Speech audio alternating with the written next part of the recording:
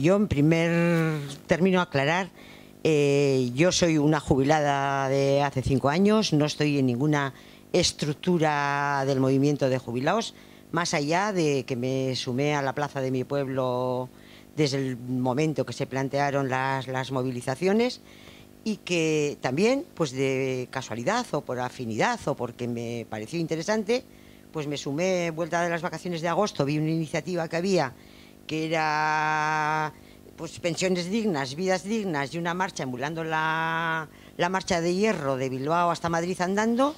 A mí el andar me viene bien, me gusta, me parece importante, forma parte de mi ocio de jubilada, y encima por una causa a la que me siento vinculada. Yo, me parece que fue el 6 de septiembre, me puse en contacto con la gente que ponía esto en marcha y adelante. Y en ese intervalo, pues sí que hubo, pues esta era una iniciativa más o menos espontánea, se planteaba, de una gente que como había una convocatoria el 16 de octubre en Madrid General de la Federación de Pensionistas, pues era coincidir allá, había salido una columna de compañeros y compañeras del sur desde Rota. Entonces, bueno, pues era una columna desde el sur y una columna desde el norte. Me parecía simbólico, hermoso y una causa justa. Y además, bueno, despertó alguna reticencia, yo creo que fue en lo que era el movimiento de pensionistas en Vizcaya, en principio, que plantearon, yo creo que muy erróneamente, y creo que fue una cosa que no deberían haber hecho, decir, bueno, no la convocamos nosotros, tampoco es que se pusieran en contra, pero eso pues dio como alguna historia, esto no es muy oficial, ¿no? A mí eso no me importó, porque, a ver, yo voto en política, voto a mis candidatos para que vayan al Congreso a defender las propuestas, y me parece también, pues bueno, la defensa de las pensiones también vamos andando con nuestras zapatillas hasta el Congreso, con la idea que había de, bueno, pues esa de dignidad de los viejetes que vamos hasta allá andando, ¿no? Entonces, bueno, me sumé en Bilbao el 23 de septiembre, que claro, en el contexto que había todavía no se había disuelto el gobierno en aquel momento, pero claro, entonces empezó a aparecer la disolución del gobierno, y sí es verdad que tuvo un foco mediático la salida de esta marcha importantísimo, que no creo que estaba en nuestro pensar que eso iba a ser así. Como tuvo un buen cubrimiento por parte de la ETV, pues enseguida las cosas empezaron a aumentar la expectativa de lo que esto significaba. Porque hay que tener en cuenta que los compañeros andaluces habían salido ya, porque ellos tenían bastantes más kilómetros que los que teníamos la columna del norte, habían salido como 3 días antes y no aparecían por ningún lado. O sea, esto les tenía totalmente silenciados. Entonces, la salida de la columna del norte también tenía que ver con que el movimiento de pensionistas de Euskadi es fuerte, tiene una proyección importante, está en los medios, es un foco. Bueno, pues eso significó ponernos en un punto de mira que nos puso ante bastante responsabilidad a la marcha, pero que a la vez tuvo todo el interés de... Además, el lema era muy sencillo, era gobierne con quien gobierne, las pensiones se defienden, indistintamente de lo que hubiese pasado, porque ya entramos en que se disolvía el gobierno, convocaban elecciones, eso provocaba un revuelo, pero ahí se mantuvo en la marcha ese lema. Y entonces, bueno, para mí ha sido una experiencia importante por varias cosas, desde la experiencia humana de convivencia de las 30 personas que fue el núcleo fuerte, más todos los añadidos de gente que hizo más andadas, de la convivencia de unas gentes que yo por lo menos no conocía a nadie, y también sobre todo de ver, porque claro, hicimos el trayecto, parte de Euskadi hasta la salida por Orduña, y luego ya entrábamos Burgos, Segovia y zona de Burgos. Entonces fue también testear la confrontación con lo que hay en el resto. Y si es verdad que el movimiento de pensionistas de Euskadi tiene fuerza, pero en el resto la cosa está muy debilitada. Y sí también fue bueno que el impulso de esta marcha, que empezó a tener un foco mediático, servía para impulsar que en los sitios donde había puntos más o menos pequeños en el pueblo, que habitualmente solo se juntaban 10, pues iba a pasar la marcha por allí, ese día hacían una convocatoria más de zona y tenías 200 y tenías a la prensa. O sea que yo creo que fue importante dentro de la solidaridad. Si un movimiento es fuerte, fortalece. Esto lo digo porque en esa reflexión que se hace, que a veces se plantea si somos insolidarios desde la gente que tenemos una visión soberanista de las luchas, y que si tú fortaleces en tu territorio no es insolidario, sino que se multiplica. Mi vivencia en esta marcha ha sido esa. El movimiento de las columnas fortalecía al resto del movimiento. Entonces, sí me parece que todo lo que tuvo de importancia de poner encima de la mesa el tema de las pensiones, sobre todo tenía un eje que a mí me parece que ha sido lo que a lo largo de la marcha se ha ido dejando, que es el sostenimiento del sistema público frente a la amenaza que había en aquellos momentos de todos los economistas del Estado, que el sistema no es sostenible, metiéndonos la mochila sueca, que Óscar lo desmanteló muy bien en una cosa que hizo, metiéndonos los sistemas privados de pensiones, el defender sitio a sitio el sostenimiento del sistema por un grupo de pensionistas, en nuestro caso del norte, que nuestras pensiones están en la media seguramente más alta, y que incluso la gente que participa en esa marcha o que participa en las movilizaciones de las plazas no es una visión de por mi IPC o por mi aumento de mi pensión, sino es por el futuro del sistema, por la solidaridad del sistema y por las futuras generaciones. Entonces, la experiencia de la marcha ha sido importante por la interactuación con otros sectores que hay. Hemos interactuado en colegios, que aquí no se había, yo por lo menos no había tenido esa experiencia, pero hemos ido a centros escolares, hemos estado corriendo aulas y comentándolo, hemos estado con sectores juveniles, hemos estado con el sector de mujeres en sitios. Eso ha sido importante para interactuar. Hemos pasado por la España vaciada, que también ha sido una experiencia interesante para ver otras realidades diferentes a las nuestras. Hemos conocido el movimiento de pensionistas más del sector agrario y con otras dificultades. Para mí ha sido una lección hermosísima el empoderamiento de las mujeres pensionistas en muchas de las plazas, que, bueno, esto se intercambiaba. Había una voz de la columna, de la marcha, y había una voz para las gentes locales que están en la movilización.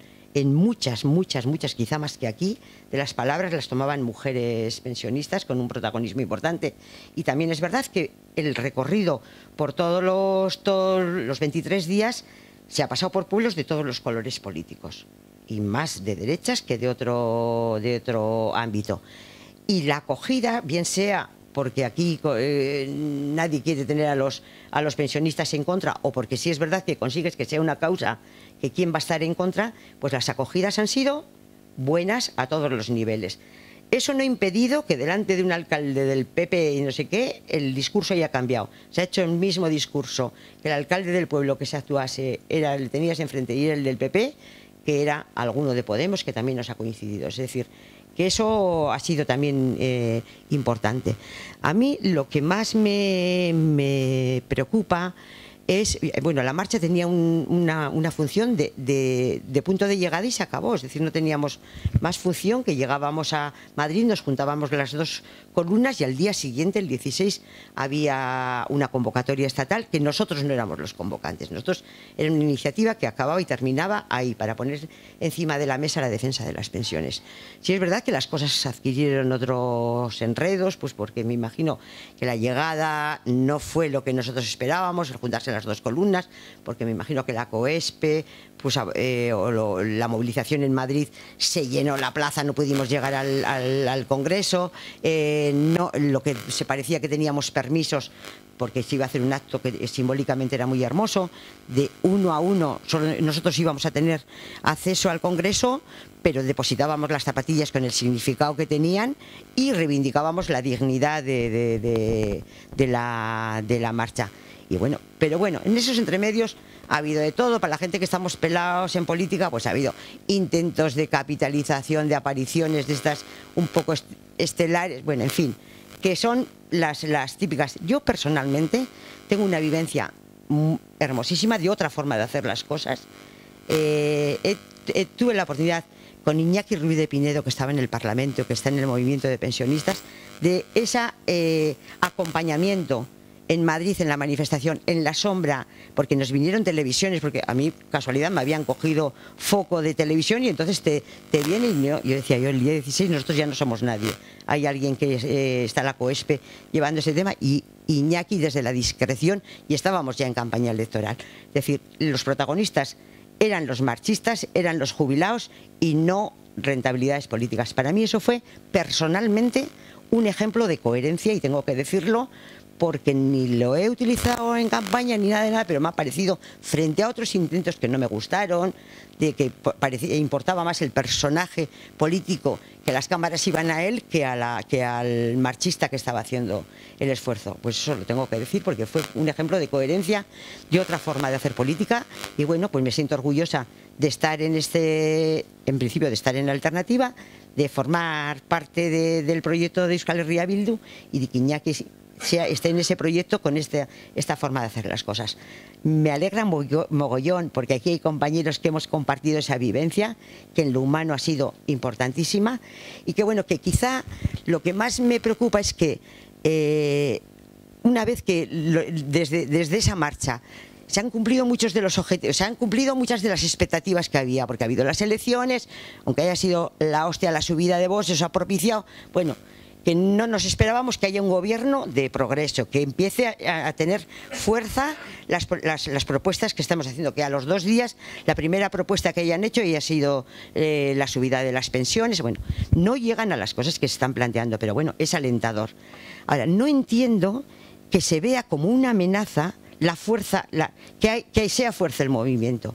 Yo a lo largo de mi historia militante, que vengo desde los 17 años militando en la clandestinidad de Franco, también he vivido las etapas de desarmar los movimientos sociales, porque yo vengo de las viejas militancias del PC, que accedimos a pactos de gobierno con el PSOE, desmovilizamos la calle, hicimos muchas dejaciones en la transición, y eso nos ha impedido y ha hecho mucho daño a poder tener fuerza. A mí me parece que es muy importante estar en las instituciones y estar en la calle, y sobre todo en un gobierno tan débil como este.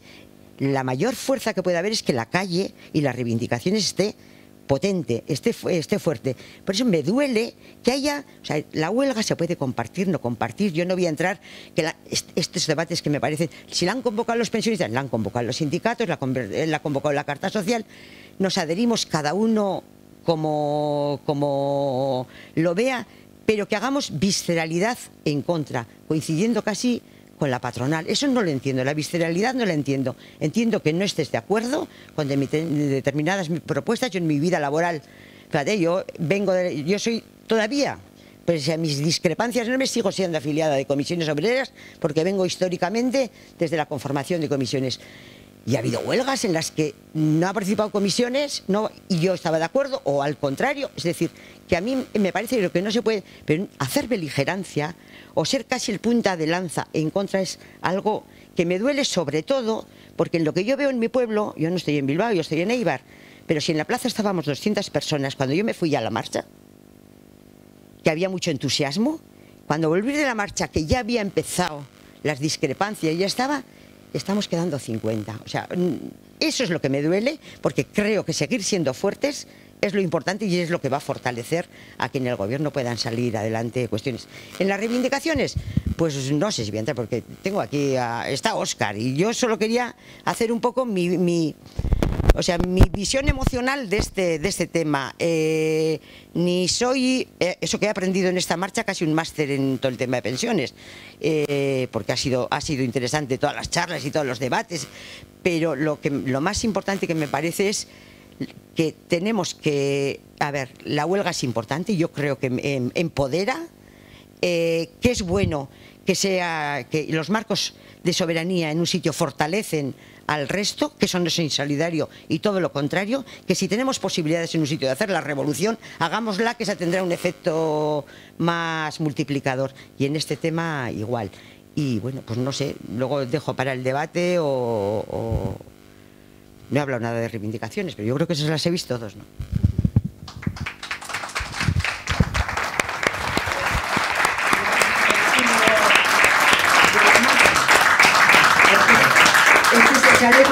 las firmas de todos los compañeros de la columna norte y de los de la columna sur. Y encima esta mía me la mandaron los del hogar del jubilado de mi pueblo, porque como el primer día dije que era de Eibar, pues tenía que llevar el AUPA a Eibar, tanto Bilbao y no sé qué. Los del pueblo siempre dicen, a ver, siempre las concentraciones de Bilbao, pues los de Eibar también no tenemos fuerza. Bueno, pues es el símbolo que para nosotros ha sido, tiene mucho, todo el día con esto. Ya no sabía, pensé que ya no iba a saber vivir sin un chaleco encima, pero bueno, lo he traído hoy porque me parece emocionalmente como. Vale, pues ahora de un extremo al otro, ¿no? A ver, guk zergaitik babesten dugun greba hau. Bueno, eraginek atera du guk atera genuen kanpaina bat grebari begira eta uste dut nahiko argi uzten genuela bertan, ez? Gure leloa oso argia zen, sobran motivos, no hay excusas. Sobran motivos, no hay excusas para la greba. Eta hori zen gure pizka bat gure mezua, ez? Eta nola gorpuztu genuen pizka bat lelo hau? Porque, bueno, pizka bat arrazoitu behar da gehiago kontu hau, ez? Bueno, planteatzen dugu justifikapen hori hiru puntu zentraletan. Vale. Orduan, lehenik eta behin, nola ez, gu grebaren alde gaude, greban planteatzen diren aldarriak konpartitzen ditugulako. Greban planteatzen direlako, hain zuzen ere, lan, pentsio eta bizitza duinaren alde aurrera pausoak emateko neurriak. Eta neurri politikoak. Seria politika publikoak dira. Neurri eta erabaki politikoak dira. Eta horregatik, gu greba honen aurrelanketa horretan zehar, sekulakoak eraman ditugu, entzun dugunean, no, es que la huelga es política. Pues claro que es política. Claro que es política la huelga. Eta, bueno, pizkat, itzen gut pizkat oso gutxi, baina pizkat honen inguran, porque eraginetik oso garrantzitsua iruditzen zego. Eraginen, bagaude, estamos diferentes sensibilidades políticas en eragin. ¿Vale? Estamos gente que comparte más las raíces, por ejemplo, que puede tener Bego y que es militante activa también de movimientos que tienen como marco de referencia más el Estado. Y luego estamos otras personas que compartimos más el marco autónomo. Pero nosotros teníamos muy claro que teníamos que, no hubo ningún tipo de duda en que teníamos que estar a favor de la greba. Eta hain zuzen ere, guk uste duguna da, gaur egunean arazo bat baldin badago da, claro, egon da krisi bat, egon dira ere bai, ez da bakarrik krisi ekonomikoa, egon dago krisi politiko bat, eta ikusi dugu nola baitez, eta ikusten ari gara mundu mailan, dagoela krisi politiko bat, zentzuan de jendea desafekzio politiko bat sortzen ari da. Jendea haserre dago, jendeak ikusten du, baudela politika hori batzuk, ez dituztela, nola baiteko bizi baldintzak ziurtatzen, eta bar, eta orduan, hay como un miedo a la política, ¿no? Hay como un rechazo a la política como tal. Y entonces cuando nos vienen a hablar unos que hacen política también, diciendo que la huelga es política, ya la gente se asusta a política, ostras. Y claro, esa gente no se da cuenta que es igual de político el decir que la huelga es política y que no debería de ser, que debe ser una huelga laboral y no social y política. Pero política es todo.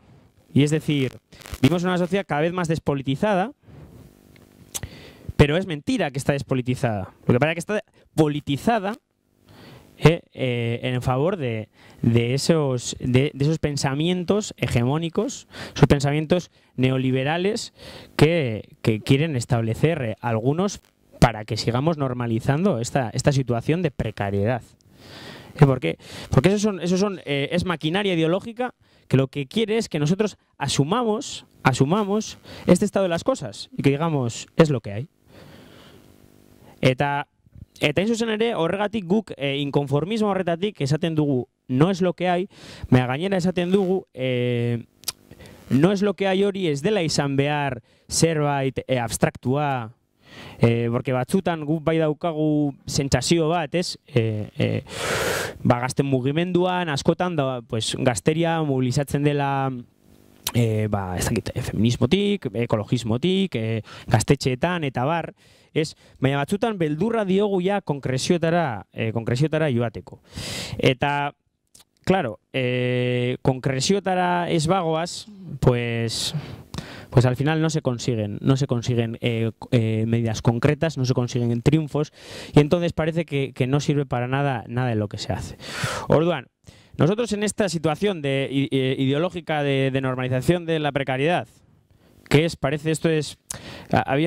una portada de disco de Supertramp, y creo que un colectivo que ha surgido ahora, su carroría también, ecologista, ha llamado a la huelga con eso, que es Crisis What Crisis, y sale una persona como en un medio paraíso en medio de un vertedero, ¿no? Y ese es un poco lo que tenemos. El título de un poquito de esta charla es lo del oasis vasco, y es que al final es eso, ¿no? Es la percepción que nos generan del estado de las cosas. Vale, entonces, claro que es política y necesitamos la política, porque si los que estamos oprimidos no hacemos uso de la política, al final todo está en manos del que tiene el poder, que es el gran capital. Orduan guk aldarrikatzen dugu politika, aldarrikatzen ditugu politikak, zer nahi zuzen ere, apustu etxeak regularizatzea erabaki politikoekin egiten da. Autonomo faltsuei eskubideak kendu nahi dizkietenak desregularizazioen bitartez regularizatzea eta bere eskubideak aitortzea neurri politikoak dira. Etxebizitza politikak neurri politikoak dira. Laguntza sozialak neurri politikoak dira. Eta hori da, in zuzen ere, guk aldarrikatzen behar duguna, en un momento de privatización, en un momento en el que cada vez más lo que quieren hacer es desmoronar esas garantías que podamos tener de bienestar social, digamos, y dar barra libre a un liberalismo que nos deje en bragas, en calzoncillos, en lo que queramos. Vale, entonces, hori lehenengo kontua. O sea, guk aldarrikapenekin bat egiten dugu, eta eski uste dugu beharrezko direla emergentzia sozialeko egoera batean gaudelako, eta ez baditugu behintzat baldintza minimo batzuk ziurtatzen, ezingo dugu egoerari buelta eman. Porque gero, badago beste kontu bat, eta eskerrean batzutan akats hori egin izan da, y es que muchas veces hemos creído que cuanto peor es mejor. Es decir, muchos marxistas deterministas han pensado ante la historia, no, porque va a haber un momento en el que la gente viva tan mal, que va a haber una revolución y eso no es verdad, y se está comprobando. Es decir, la gente que en peores condiciones está es la que más dependencia tiene y la que menos capacidad tiene de luchar por sus derechos. Lo estamos viendo con los falsos autónomos, lo estamos viendo con los trabajadores de hostelería. Eta horretaz konturatu behar gara. Oso garrantzitsua da jende horrek baldintza duinak izatea, benetan, parte hartze politikoan egoteko, beldurra galtzeko, tal. Osea, da oso garrantzitsua. Vale. Segundo tema. Venimos de una oleada de movilizaciones de diferentes sectores de la clase trabajadora. Tenemos a las pensionistas. Tenemos al movimiento feminista que ha hecho durante 2 años seguidos unas huelgas históricas. Tenemos el movimiento ecologista que está otra vez tomando la centralidad del panorama político. Y tenemos un sindicalismo que ha demostrado estos últimos meses que borrokak merezi du.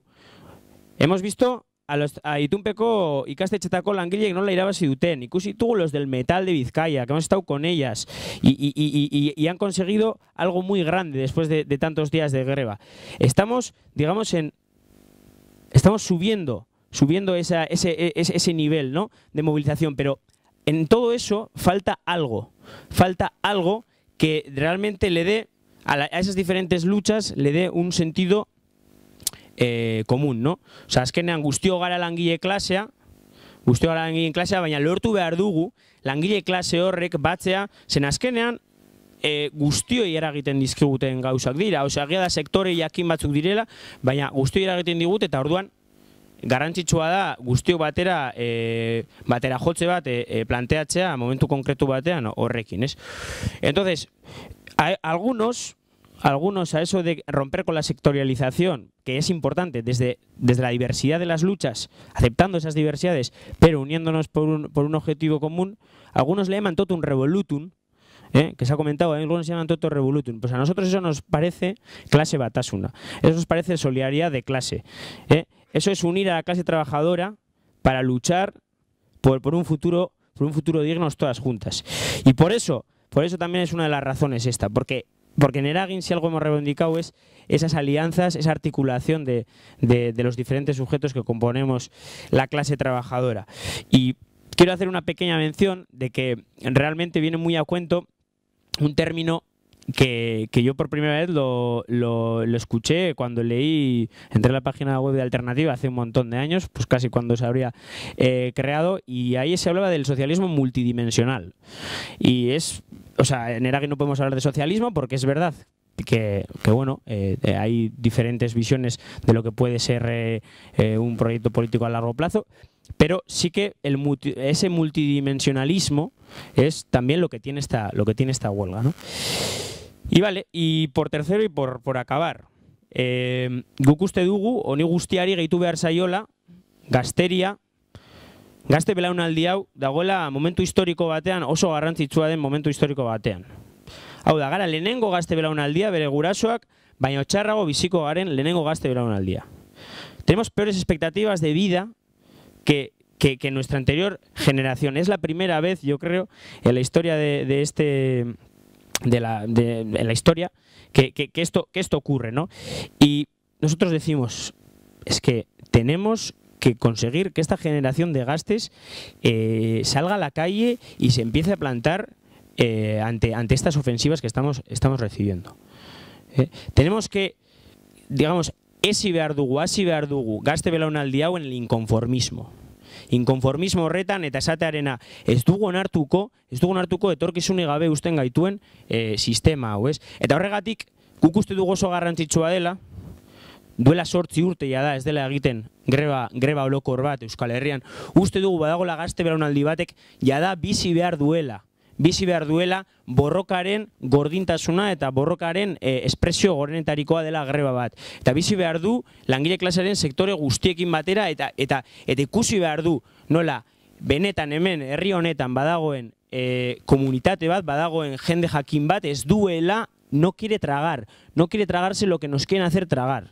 Orduan, uste dugu horregaitik ezinbestekoa dela greba hau ere gazteentzat, para que sea la chimparta que nos haga crecer en ese inconformismo y que nos haga tener una generación que va a luchar por dar la vuelta a la situación.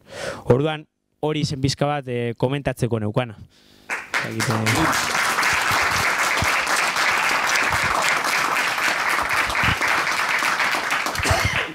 Bueno, me toca. ¿Se me oye? Sí. Arratsaldeon. Bueno, en primer lugar, mi esker por la invitación, por darnos la oportunidad de participar esta tarde aquí.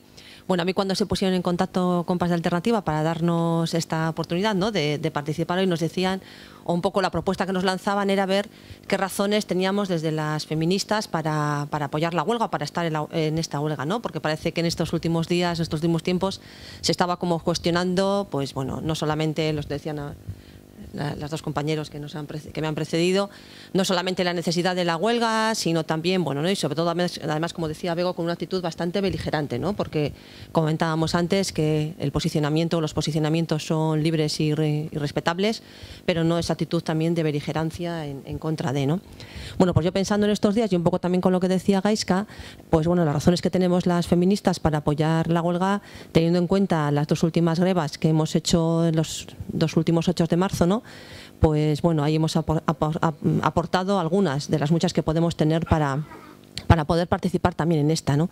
Viendo un poco el lema que se planteaba, que era pensiones, trabajos y vidas dignas, si algo hemos puesto de manifiesto desde el movimiento feminista en los últimos tiempos es precisamente la necesidad de empezar a dejar de mirar a los mercados y empezar a mirar desde las vidas, ¿no? Yo creo que mirar desde esa posición nos da otra perspectiva de las cosas, ¿no?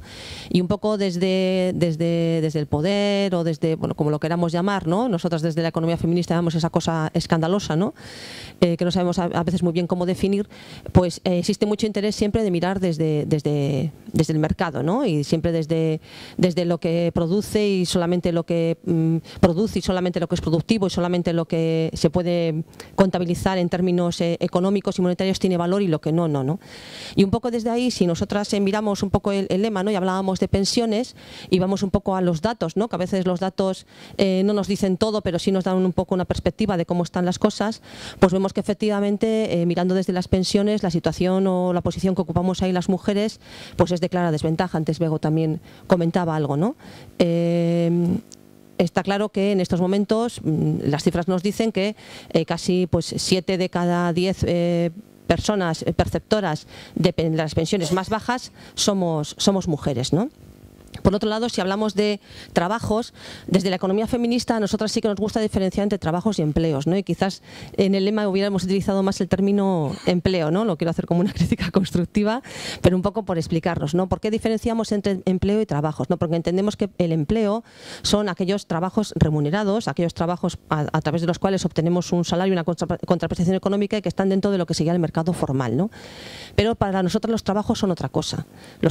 Hay trabajos que no están dentro de ese mercado formal, que no son remunerados, pero que sin embargo son imprescindibles para sostener la vida o para sostener el estado de cosas tal y como los tenemos actualmente, ¿no? Y desde ahí decimos que todos los empleos son trabajos, pero no todos los trabajos son empleos. Y esto tiene mucho que ver también un poco con lo que luego voy también a comentar, ¿no?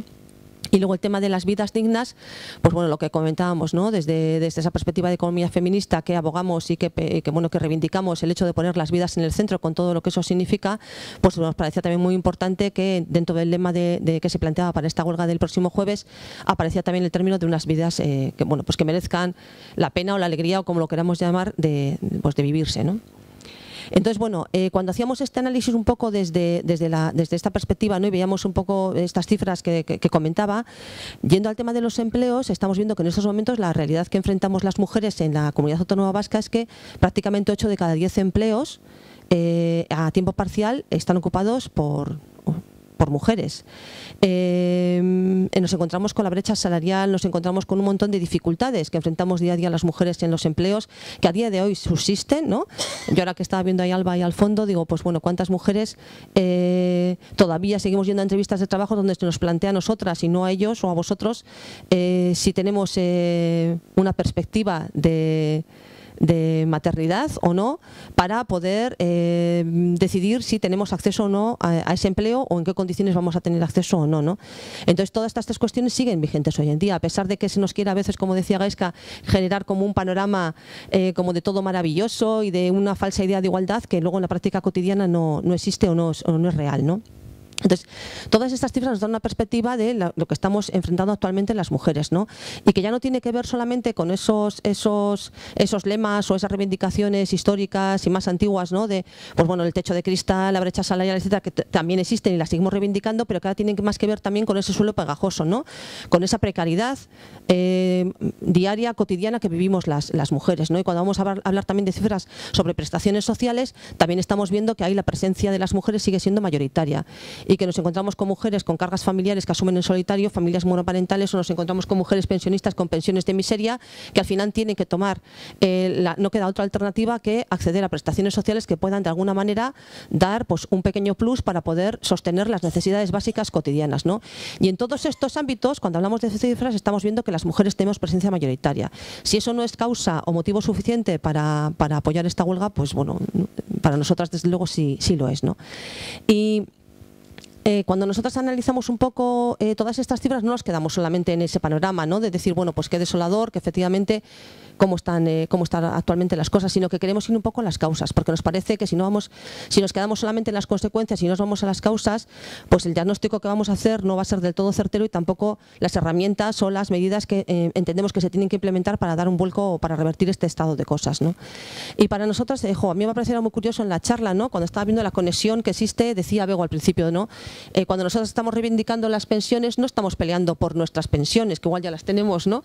Que algunas serán mejores, serán peores, pero que bueno, que ya es un derecho, sino que estamos reivindicando un sistema público de pensiones. O sea, estamos reivindicando un sistema solidario, estamos reivindicando que las futuras generaciones puedan también tener acceso y que lo tengan en las mejores condiciones posibles, algo que ha costado años y años conseguir, ¿no? Y un poco desde ese análisis y esa perspectiva pues solidaria, ¿no? Y intergeneracional, también para nosotras era muy importante el ver exactamente por qué ocurren las cosas, por qué esto no surge de la nada, por qué las mujeres estamos en esta situación, ¿no? Y desde esa perspectiva, analizando, veíamos que para nosotras tiene mucha importancia todo el tema de los cuidados, ¿no? En las últimas grevas feministas, lo mismo que se puso en el centro el tema de colocar las vidas ahí, de hacerlo desde esa mirada, también se puso como un tema central el tema de los cuidados, ¿no? Y cuando hablamos de cuidados no estamos hablando solamente de los cuidados de personas en situaciones de falta de autonomía, ¿no? Bien sean criaturas, bien sean personas adultas con algún grado de dependencia, bien sean personas ya por mayores por la edad, etcétera, ¿no? Sino que estamos hablando también de todos esos trabajos cotidianos que se tienen que realizar para que la vida por sí misma se dé. O sea, quiero decir que cuando salimos al mercado laboral o cuando salimos al mundo del empleo, las personas, hay una serie de trabajos que se tienen que realizar previos para que podamos salir pues ahí pues con total disponibilidad, etcétera, pues como el mercado muchas veces nos exige que tenemos que estar, ¿no? Y esos trabajos no son tenidos en cuenta y esos trabajos históricamente los hemos estado asumiendo las mujeres.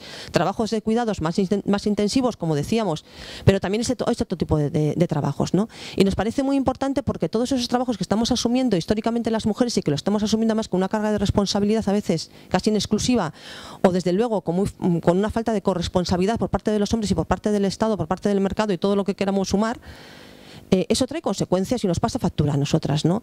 Y por lo tanto, el hecho de que las mujeres tengamos pensiones, las pensiones más bajas, después de toda una vida, una carrera laboral, tiene que ver mucho con esto.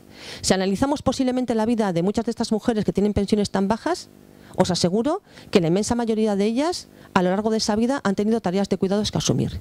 Y esas tareas de cuidados han impedido de alguna manera el que hayan podido tener la libertad de poder decidir si dedicaban más o no al empleo.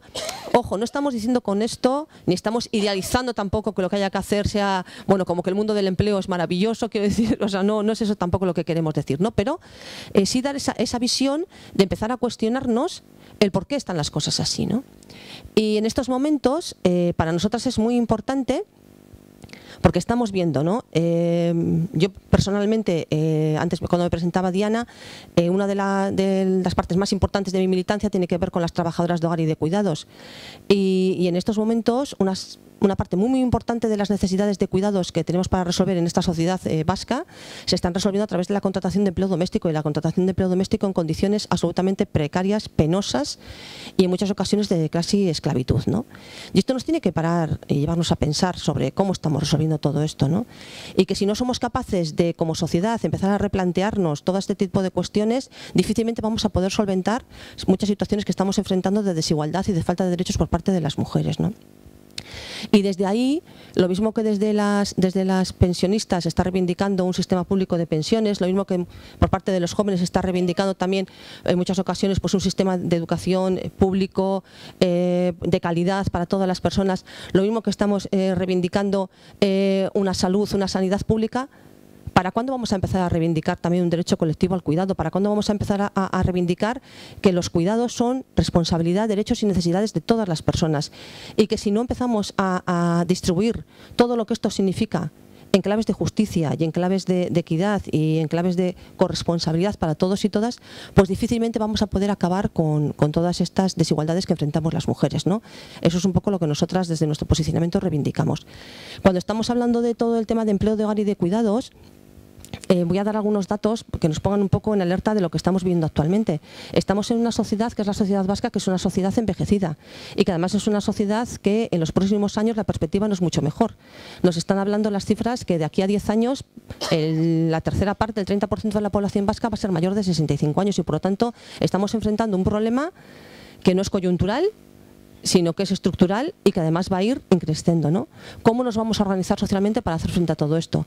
¿Se va a seguir haciendo de forma individualizada? ¿Se va a seguir haciendo de forma privatizada? ¿Se va a seguir haciendo de forma feminizada, monetarizada, racializada y todo lo que le queramos poner, que es como se está resolviendo actualmente?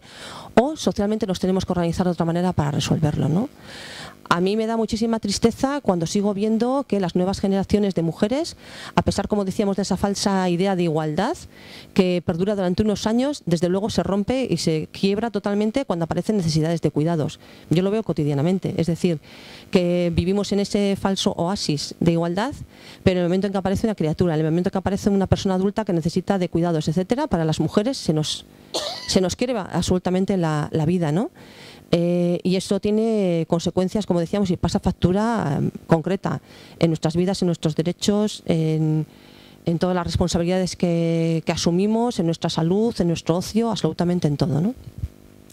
Como decía, dando unas cifras, en estos momentos veíamos una encuesta que hablaba un poco de las necesidades sociales en Euskal Herria, que es del año 2018, y se veía cómo cuando se hablaba de cómo se estaban resolviendo las necesidades de cuidado, de atención a personas con situaciones de dependencia grave, pues bueno, en esta última docena de años, del año 2006 al año 2018, pues resulta que la primera opción en la Comunidad Autónoma Vasca para resolver estas atenciones de cuidado era la contratación de empleo doméstico. Es decir, pero casi duplicando la segunda opción, que sería el recurrir, por ejemplo, a servicios públicos, ¿no? Y esto nos está dando una idea muy clara de cómo estamos resolviendo esto actualmente y a costa de quién, ¿no? Y al final sigue siendo un tema resuelto por mujeres, ¿no?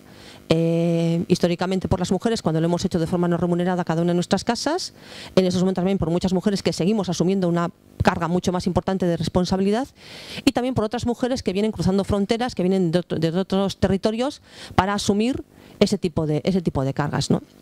Y en estos momentos nos encontramos con un colectivo muy importante de mujeres muy precarizadas, empleadas en este sector, que están en unas condiciones, como decíamos, casi de esclavitud.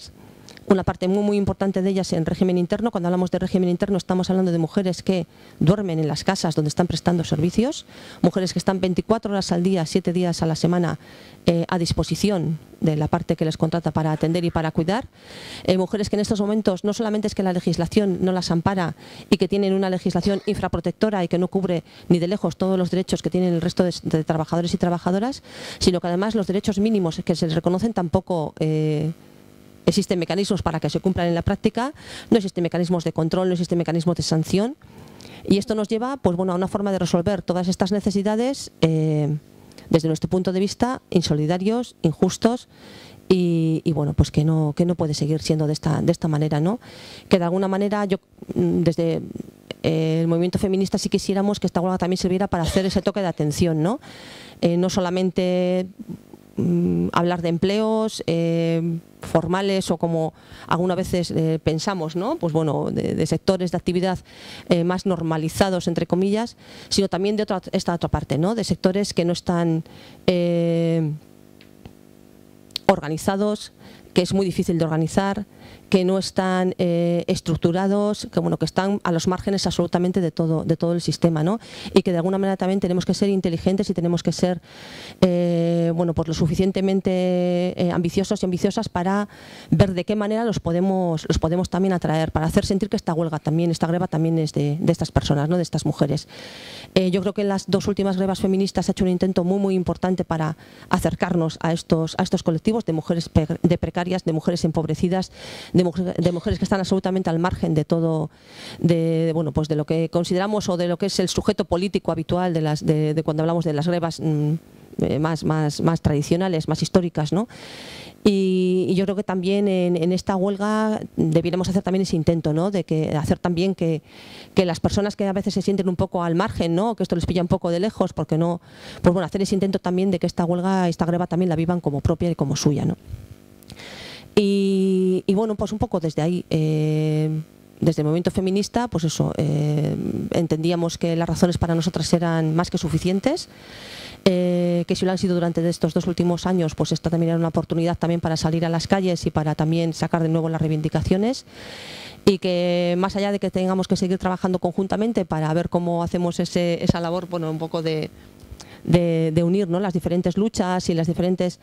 a mí me parecía muy importante también lo que decía Gaizka, ¿no?, eso de que a veces parece que estamos como atomizados, cada uno en nuestras pequeñas peleas, ¿no?, y que también es importante, ¿no?, que también cada quien hagamos esas peleas, ¿no?, desde el lugar que ocupamos, ¿no?, pero ver también cómo hacer esos nexos de conexión y esas alianzas entre los diferentes y ver que al final todo este sistema nos atraviesa de diferentes maneras, pero que nos atraviesa a todos y a todas, pues también es importante hacerlo, ¿no?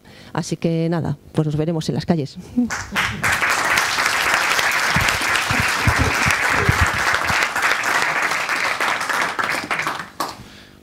Vale. Bueno, arratsaldeon guztioi. Es que jugando en casa tendría que ser todo más fácil, pero me toca hablar el último y ya está todo casi dicho. Y además que estoy un poco oxidado porque desde el 10 de noviembre me habían dado un respiro en esto de las charlas y tampoco tengo muy claro qué puedo aportar de nuevo. Yo sí recuerdo que el 13 de noviembre, creo que fue 4 días después de las elecciones, me cursaron una invitación, que es la primera vez que lo hacían y me va que me gustó. Una invitación de un espacio de Bilbi, de un espacio autogestionado en el barrio, Saque o Sare Espacio A, no me acuerdo ahora muy bien el nombre, Saque, ¿no? Saque Espacio A. Y insistían mucho en que tenía que ir, que era importantísimo que fuera, y bueno, pues ir, dice, pero vas a ir de oyente, no vas a hablar, vas a estar ahí sentado escuchando lo que te digan. Y lo que me tenían que decir era gente de Eragin, era gente del movimiento de pensionistas y era una compañera del movimiento feminista, Anabel. Y ya ese día, que era el 13 de noviembre, ya existían razones para la movilización. Ya planteaban, porque en ese momento, era el 13 de noviembre, sí había habido ya el abrazo entre Pedro Sánchez y Pablo Iglesias y parecía que podía existir ese gobierno, ya preveían que podía haber un gobierno, pero yo no les oí en ningún momento señalar que la propia o la sola posibilidad de que ese gobierno saldría adelante y pudiera llevar a efecto no sé qué políticas mejores que las que pudiera llevar un gobierno del Partido Popular, ya hacía que no existieran motivos para la movilización, que no existieran motivos para la concienciación social y motivos para construir movimiento pueblo a pueblo, barrio a barrio, sector a sector y generación a generación. Y yo creo que por eso tenía ese sentido esa charla y por eso ahí ya encontrabas las razones para la huelga general. Por tanto, yo no me planteo una charla para hablar de una huelga general en términos si hay motivos. Yo creo que para quienes venimos de lejos y queremos llegar todavía muy lejos, pero sobre todo aspiramos a cambiarlo todo, siempre va a haber motivos para la movilización. Y la huelga es una forma de movilización.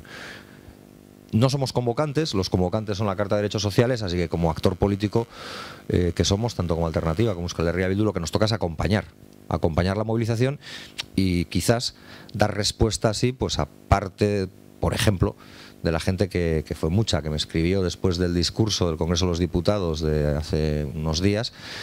Bueno, algunos, como eran nazis, pues escribían cosas de nazis, pero digamos, los que escribían desde la izquierda, pues algunos decían que estaba muy bien, así, sin crítica, y otros decían que estaba muy bien, pero que no eran más que palabras, que había que pasar de las palabras a los hechos.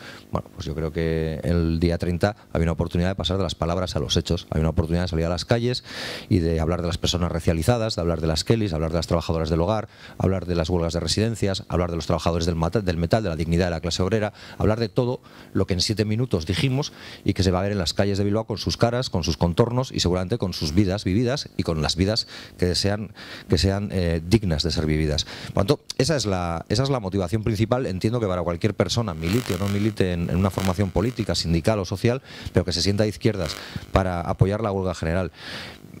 Han dado datos, yo podría dar más porque todavía tengo recientes los que te tienes que tatuar a fuego en una campaña electoral y como me ha tocado comerme 2 este año, pues los tengo muy presentes, lo de la brecha salarial, lo de los más de 3.000 jóvenes que año tras año, y pese a que son la generación mejor formada de la historia de este país, tienen que buscarse fuera contratos más dignos que las miserias que aquí les ofrecemos.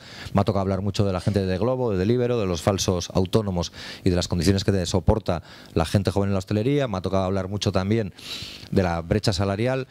Me ha tocado hablar de cómo los cuidados no existen en ningún cómputo económico. No hay PIB que recoja la economía del cuidado, pero no hay economía productiva sin economía reproductiva y economía del cuidado. Me ha tocado hablar de todo eso y entonces lo tengo fresco y podríamos seguir ahí. Podríamos hablar de cómo el 92% de las contrataciones, también aquí en Euskal Herria, son contrataciones temporales. Podríamos hablar de que pese a las subidas de las pensiones, la depreciación de las mismas ha sido de un 6% porque la vida ha subido más que el incremento de las pensiones, y podríamos seguir así dando datos y datos, pero yo creo que el debate no está ahí.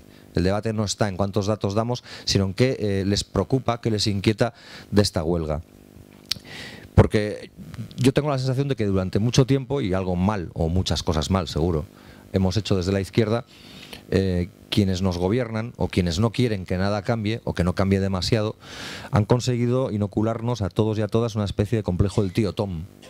Es decir, bueno, somos esclavos, como decía Gaisca, es lo que hay, pero bueno, si te pasa como al tío Tom, que asumes tu condición de esclavo porque no piensas que pueda ser otra cosa, pero a partir de ahí vives mejor que otros esclavos, y los otros esclavos serían pues del Ebro para abajo, que se dice aquí mucho, así con tono despectivo, ya no digamos de continente para abajo, pues ni tan mal, no habría de qué quejarse.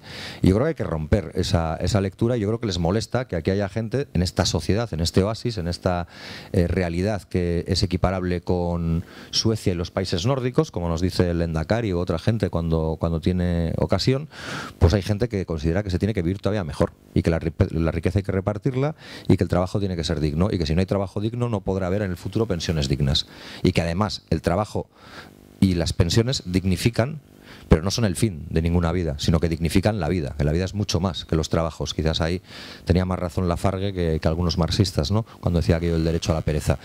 Y ese es el debate de fondo, y por eso existe la crítica contundente que existe. Y yo me voy a centrar en eso. O sea, no me preocupa tanto animar a la gente para la huelga, porque a día 28 pues poco vas a hacer que no esté hecho ya, y yo creo que han hecho un currazo, y por lo que he podido seguir, tanto la gente de Eragin barrio a barrio, porque ya el día 13 de noviembre hablan de cómo estaban yendo a los barrios a convencer a gente, porque sé que el movimiento feminista lleva mucho tiempo haciendo mucho más de lo que mucha gente pensaba que iba a hacer, y sinceramente mucho más por todos, y digo todos, y por todas, de lo que mucha gente ha pensado alguna vez que podrían hacer, y ahora han sido ejemplo y lo son, y los pensionistas ya fueran a Madrid o se manifestaran en las plazas de Euskal Herria, en Bilbao suelo decir yo siempre, pero también diría ahora en Eibar, para que no sabemos que Bego, lo han demostrado. Y por tanto, a mí lo que me interesa más es el después. O sea, al final una huelga general es un hito, no es el fin de nada, salvo que la huelga general sea indefinida. Es decir, si una huelga general es indefinida, y ha habido ejemplos varios, el de las residencias lo ha sido, en el pasado hubo muchos más, la del metal de alguna manera también lo fue, pues esa tiene un punto de arranque y no termina hasta que se consiga un marco de negociación y acuerdo. Bien. Pero cuando es una huelga general, y en las últimas 4 décadas ha habido varias en Euskal Herria, muchas, estas son hitos para coger potencia, para testar a la calle y para seguir generando conciencia social y movilización social. Por tanto, me interesa mucho más el después que las decenas de miles, entre las que espero poder estar, que se manifiesten por las calles de Bilbo o de cualquier localidad de Euskal Herria para reclamar todo esto, ¿no?, todo esto de la vida digna. Pero como decía, ¿es una huelga política? Y lo ha comentado Gaisca muy bien, pues por supuesto. Yo no entiendo que haya una huelga que no sea política. ¿No era acaso una huelga política la que reclamaba las 8 horas de jornada laboral? ¿No era una huelga política la que reclamaba las 35 horas que se hizo aquí en Euskal Herria hace unos cuantos años? Pues por supuesto que son huelgas políticas, y no tienen por qué dejar de ser huelgas políticas, porque si no estaríamos hablando de otra cosa. Pero yo creo que la virtud que tiene esta huelga general, con independencia de los resultados, y que no tienen otras, es que esta huelga conecta las dos dimensiones de cualquier polo de reflexión. Es decir, hay una dimensión que es la global, es decir, pues yo quiero cambiar el mundo, puedo ser socialista, comunista, anarquista, es decir, el ismo que cada uno quiera elegir, pero no me vale la sociedad en la que vivo, y creo que se podría construir otra sociedad más justa, libre e igualitaria, y ahí, de alguna manera, pues te diluyes. Y eso también puede pasar, que más allá de los convencidos aleje a gente que en la concreción de su vida cotidiana pues no vea ahí respuesta a sus problemas, y al final estés planteando un sacrificio que para muchos puede ser pequeño, pero para otra mucha gente es muy grande. Es decir, yo en estos días he visto gente que te planteaba las dificultades para ir a la huelga por la dificultad de poder mantener el puesto de trabajo si iba a la huelga. Y esto estamos hablando del 2020, no es 1920, hablando ahora y aquí, y en Euskal Herria, en el oasis. Pero como digo, sí, en lo global ahí es difícil convencerles, pero en lo concreto sí, y en lo concreto es hablar de las Kellys, es hablar de las mujeres racializadas. Cuando hablamos de las Kellys son las que estaban en el Hotel Barcelona Herbión hace no mucho tiempo puestas ahí porque les pagaban una asquerosa miseria por hacer una habitación de hotel, y tenían que hacer muchas para tener un sueldo bastante miserable. Pero estamos hablando de la gente joven, y Eragin yo creo que haya hecho un buen curro. Yo siempre estoy ahí intentando alabarles todo lo que puedo. Algún día me van a pedir que deje de hacerlo, porque si no va a parecer muy utilitarista, pero yo creo que están haciendo un buen curro, por ejemplo, con todo el tema de Globo y de Libero. Y a mí no se me olvidará la foto de Aste Nagusia, de un tipo con toda la carga de Globo en medio de la Aste Nagusia en fiestas de Bilbao para repartir comida basura, seguramente a costa de joderse su propia salud con un salario miserable. Y tiene que ver también con los trabajadores y trabajadoras con posiciones, digamos, más asentadas. Y por tanto, claro, que es una huelga que desde lo concreto puede conectar a mucha gente. Y yo creo que esa es la virtud que tiene el poshuelga de esto, porque la huelga tendrá los efectos que tenga, pero ahí sí hay una clase batasuna, decía Gaizka, o una articulación de luchas, que también ha dicho Liz, que tiene mucho sentido, porque la virtualidad que tiene esta huelga, y yo creo que por eso molesta que en este primer mundo, en esta pequeña Suiza o Suecia o Noruega o Finlandia, la que elijan, que es Euskal Herria, pues de repente haya gente que decide salir a la calle porque les afea el relato. Y el relato es el de una sociedad idílica, pero en esta sociedad hay muchos miles de personas invisibles. Hay pisos patera, hay gente que lo está pasando muy mal, hay gente que tiene dificultades para llegar a fin de mes, hay gente que incluso se plantea que el salario mínimo interprofesional de 950 euros, que ahora van a subir, que está más cerca de los 1.200 y mejor será que 900, pero que sería para ellos una tabla de salvación, porque aquí hay arquitectos y arquitectas que están cobrando 900 euros ahora el salario mínimo. No estoy hablando de gente sin cualificación, sino de la gente que decimos que tiene que levantar este país. Y esa es la realidad del país en el que vivimos, pero que se invisibiliza por los grandes datos económicos, que al final no dejan de ser una trampa, porque si tienes buena parte de las fortunas del país, cuando hagas la división, pues si uno tiene 1.000 y yo tengo 1, saldrá que entre los dos tenemos 500,50, pero yo seguiré teniendo 1 y él seguirá teniendo 1.000. Pues esa es la realidad también del país en el que vivimos. Pero es una huelga política tan política como era la feminista, y yo no vi a muchos de los que la han criticado pues decir que qué barbaridad, que era una huelga política. Es más, seguramente por el miedo que empiezan a coger, y yo os felicito a las mujeres por eso, por el miedo que les da significarse contra el feminismo, pues hacían hasta pequeños gestos, o se ponían un pin morado, o paraban un pleno 15 minutos, o decían a sus mujeres, que esto muy feminista no es de podéis hacer lo que queráis, sí, pero tuvieron que reaccionar de algún modo por el temor, pero era una huelga política, y nadie decía que eso no fuera una huelga política, y no lo era siquiera la Jornada Mundial en favor del medio ambiente, que intentó ser una huelga global, y que no pudo ser, pero que no tenía más condicionante que el político. ¿O acaso no es político querer cambiar las políticas medioambientales y frenar el cambio climático? ¿Qué pasa? ¿Que porque lo convoque una chica o Fridays for Future o Greta Thunberg o quien sea, y no lo digo con ningún carácter peyorativo hacia ese movimiento, deja de ser política? No es tan política como cualquiera. Aquí el problema es que les rompe su relato. Y luego por otra cuestión también muy básica, es que política en este país hace todo el mundo. Probablemente los que hacemos política, y todo el mundo reconoce, somos los peores de los que hacemos política, pero aquí política hacen los curas, hacen los empresarios, hace los medios de comunicación, y si no, no hay más que ver, y yo tengo la oportunidad de verlo hoy, el Teleberri de hoy, con 4 minutos y medio, diciéndonos que el paro ha bajado un montón en la Comunidad Autónoma Vasca y en Navarra, sugiriendo que un porcentajes de paro del 9% ya son prácticamente de pleno empleo o de paro técnico. Paro técnico le llaman a ese paro que es imposible que no exista, porque es el flujo, el que deja un trabajo para irse a otro. Ese día, o esos 2 días de enganche de un trabajo a otro, pues estás en el paro, pues dices, bueno, eso es paro técnico, eso en el fondo no es paro porque es simplemente un flujo laboral. Bueno, pues cuando te venden ese relato que ya con un 9%, con un 10,71 en Vizcaya, pues ya vives en pleno empleo, en paro técnico, y te lo hacen durante 4 minutos y medio, y luego te dicen, bueno, también están los de la huelga que pues están ahí, pero que bueno, por ahí reivindican estas cosas, pero bueno, fijaros qué realidad es la que vivimos. ¿Qué motivos tendrán esta gente para salir a la huelga? Y lo hacen por ese temor que tienen, porque yo creo que conecta a los invisibles y a las invisibles. Y cuando conectas a los invisibles y las invisibles y saben vivir con su miedo, porque no creo que nadie pierda el miedo, y no creo que sea bueno ni siquiera perder el miedo, pero cuando sabes vivir con tu miedo, te atreves a hacer cosas que de otra manera no te atreverías. Y seguramente de ahí vienen las críticas feroces que se hacen a la huelga y que seguiremos oyendo. Pero no nos vamos a engañar. Decir que esta huelga ha sido un fracaso en términos de parón industrial lo puedo firmar yo hace un mes, hace un año, y cualquiera de las huelgas generales que ha habido en este país en los últimos 20 años habrá sido un fracaso en términos de paralización industrial, porque el sistema de medición de las huelgas generales se hace en parámetros de una realidad y de un tejido productivo que ya no existe. Es decir, si tú antes tenías 30 empresas de más de 5.000 trabajadores con una capacidad organizativa sindical en esas grandes empresas que hacía que tuvieras pequeños ejércitos de trabajadores que en el ejercicio del derecho a huelga hacían de piquetes sin ser perseguidos como ahora lo son, pues es mucho más fácil para la actividad industrial de un país. Ahora, cuando tu realidad industrial ha mutado, y hablamos de pequeñas empresas, hablamos de más dificultad para los sindicatos para llegar a organizar a esos trabajadores y trabajadoras, pues la foto evidentemente será pues que no has conseguido paralizar el país de la manera en que lo han querido. Bien, Pero eso no dice nada. Eso no dice nada porque entonces nadie hablaría del éxito de la huelga feminista, por ejemplo, de hace un año o 2 años.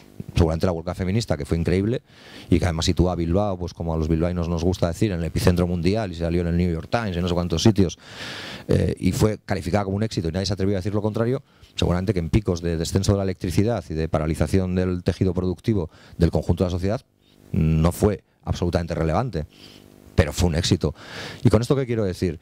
Que lo más triste de todo es que en la crítica que se está haciendo estos días hay una especie de interpretación de lo que tiene que ser la huelga por aquellos que siempre han hecho todo lo posible para que las huelgas fracasen. Es decir, los que ponen servicios mínimos abusivos, los que amenazan con el despido, los que penalizan a los piquetes. Yo he hecho cosas de piquete hace muchos años que probablemente ahora me llevarían a la cárcel por ley Mordaza, y no he hecho tampoco grandes barbaridades, las que hacía cualquier piquete hace 20 años, por ejemplo. Pues toda esa gente que está diciéndote cómo tiene que ser la huelga general y que tiene que ser cada vez más acotada, y dentro de poco harán un manifestódromo para que las huelgas se celebren, qué sé yo, en Archanda y no en ningún otro lugar, para que ningún turista se lleve una mala imagen de Bilbao y no pueda sacar la foto del Guggenheim o de Pupi y demás. Pues toda esa gente es la que te dice, no, bueno, esto no es una huelga clásica, es que esto es un guirigay, una especie de cosa de totum revolutum que se ha señalado. Es esa misma gente. Entonces, yo creo que si algo tiene que hacer el movimiento, tiene que hacer la izquierda y tiene que hacer la clase trabajadora, es resignificar la huelga, porque fue ella quien inventó la huelga como método de presión, y solo a ella, a la clase trabajadora o a las clases populares, le corresponderá resignificar la huelga. Y cuando digo clases populares, en el sentido más amplio, metiendo desde el feminismo a todos los colectivos emancipatorios. Y luego hay sobre todo un elemento que para mí es el fundamental. Hace 8 años, hace 9 años, es que cuando han hablado del socialismo multidimensional me he venido para atrás, se nos ocurrió una locura, como casi todas las cosas nos ocurren, de patearnos un montón de localidades de Euskal Herria para hablar del socialismo multidimensional. Y para nosotros, claro, pues esto era como la iglesia adventista del séptimo día. O sea, llegar ahí 2 fulanos a hablar del socialismo multidimensional, porque esa era la solución mágica que iba a unir a la izquierda y que iba a dar resultados. Sigo creyéndolo, pero igual el término no ayuda. Es verdad que queda un poco magufo o esotérico esto del socialismo multidimensional. Pero nosotros planteábamos en ese momento ese debate, porque estamos hablando del año 2011-12, porque lo que hacíamos era conectar con una lectura que era muy general en todas las izquierdas, y las cito en plural, y en todos los movimientos, y los defino en plural, que era que vivíamos un momento clave, un momento histórico, en la confrontación entre el capitalismo y las fuerzas emancipatorias, es decir, aquellas que buscan un modelo de sociedad más libre, más justo y más igualitario, y que en ese combate había una oportunidad para quebrar el modelo de hegemonía del capitalismo neoliberal patriarcal. Bueno, la realidad es que nos salió un tercer invitado, probablemente porque aquel al que combatíamos, que era el modelo económico, no nosotros solo, digo, el conjunto de las izquierdas, pues prefería un enemigo diferente, y salió la extrema derecha o la ultraderecha o el populismo xenófobo como la alternativa capaz de generar una especie de polarización entre las democracias burguesas y el asalto a lo que somos por parte de, digamos, la extrema derecha, arrinconándonos de esa ecuación. Y yo creo que esta huelga general demuestra que no nos derrotaron, que probablemente perdimos otra batalla, que seguramente no fuimos capaces, ni nosotros, ni en el Estado español lo fueron otros después, con la experiencia de Podemos, ni en Europa con Cinque Stelle o con otras en Italia o con otras realidades, no fuimos capaces de articular la alternativa al modelo capitalista que fuera refrendada por las clases populares y que diera lugar a un nuevo marco de relaciones entre las personas. No fuimos capaces, como muchas veces en la historia, pero nos derrotaron. Y la propia convocatoria a la huelga, con los significantes que la construyen, demuestra que aquí seguimos o que aquí siguen, y que incluso probablemente a veces con puntos más naif, con puntos más dulces para llegar a más gente, pero que seguimos diciendo lo mismo, que es que esto tiene que cambiar. Y luego ya hay otras consideraciones, y voy a ir terminando, que desde luego a mí se me escapan. Yo no quiero aprovechar, o sea, no quiero pecar de ventajismo y aprovechar ahora para cascar a todos los que han hecho, desde mi punto de vista, esquirolaje político a la huelga, pero me ha parecido bastante triste. Es decir, yo, igual que Bego, militado en organizaciones que a veces han estado en contra de huelgas generales por su marco territorial o por su ámbito territorial, pero jamás en la vida se me habría ocurrido hacer esquirolaje político de la huelga, ser yo uno de los mamporreros de la huelga. Yo siempre he oído algo que es muy básico, es que si tú no te atreves a luchar, por lo menos deja al que lucha que siga luchando, ¿no? Y a mí me llama poderosamente la atención, porque yo creo que el vicepresidente del gobierno actual uno de los primeras cosas que dijo fue que siguiera luchando la gente, que siguiera movilizando, o sea que la posibilidad, y además lo creo, y no lo digo con ánimo despectivo hacia esa reflexión, yo creo que lo único que puede salvar a ese gobierno y que puede hacer que ese gobierno y otro haga políticas más pensadas por y para los ciudadanos y las ciudadanas es que tenga presión en las calles, porque si las calles no las ocupamos nosotros y nosotras, las calles las van a ocupar los que las ocuparon contra Zapatero al grito de ninguna negociación con los terroristas ni con los vascos y las vascas, y las van a ocupar los del PIN parental y los del poder de la Iglesia, y esa es la realidad.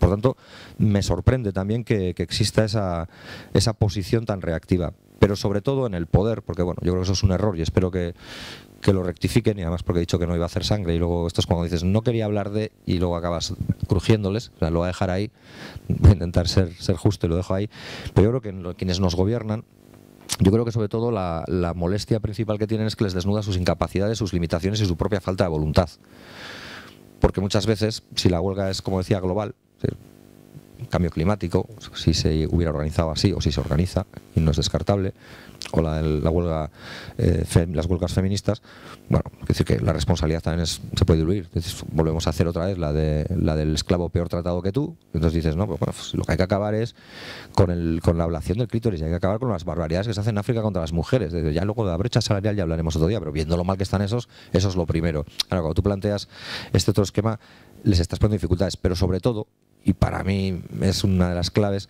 yo creo que desnuda esa capacidad de autogestión de los vascos y las vascas, y de los navarros y las navarras. Yo creo que esta huelga define que nuestros marcos de soberanía son limitados y que no nos dejan hacer todo lo que quisiéramos hacer. Y que ellos tampoco quieren hacerlo, pero ellos siempre dicen, no, si nosotros haríamos todo lo que pudiéramos, pero es que hasta aquí vamos a llegar. Pues yo creo que esa realidad está ahí. Y yo creo también, aparte, que hay una definición muy clara, y con esto termino, que señala que hacen malas prácticas políticas. Es decir, yo siempre he oído esto del buen gobierno, que es como muy sudamericano, desde el Pepe Mújica hasta el propio subcomandante Marcos, hablaba lo del el pueblo manda, el gobierno obedece y demás, pero yo creo que la mala práctica en el gobierno es una praxis continua, y ahí importa poco los colores de los gobiernos, porque al final el peso de las élites, el peso del poder económico determina muros infranqueables, y entonces seguimos haciendo que la protección sea algo que recaiga en determinados sectores, que los cuidados tengan que recaer siempre en los mismos sectores, que no puedan ser incluidos en una protección o en una visión integral de un estado del bienestar. Cuando hablamos de empleo digno, vuelve a pasar lo mismo, nos vuelven a decir que esto hay que negociarlo con la patronal. Y en esto tenemos una consejera, la señora Tapia, que es una experta en decirte que todo esto estaría bien si la otra parte accede, y la otra parte te va a decir siempre no, y dices, pues entonces no. Pues entonces esto es una negociación a punto cero. Y en definitiva es porque yo creo que los derechos no se negocian, o sea, se arrancan y se consiguen, y yo creo que por eso es importante apoyar esta huelga general y hacerlo de la forma en la que cada uno de nosotros y nosotras pueda, y sabiendo además que esto es una pelea o que debiera ser de largo recorrido. Ahí yo creo que es la Carta de Derechos Sociales, no solo ella, pero fundamentalmente ella, que ha decidido lanzar la huelga, la que tendría que ser capaz también de darle una continuidad en el tiempo a través de otro tipo de iniciativas. Pero no es malo que el arranque sea este, porque al final, como decía la señora del cuadro, Rosa Luxemburgo, el que no se mueve no siente sus cadenas.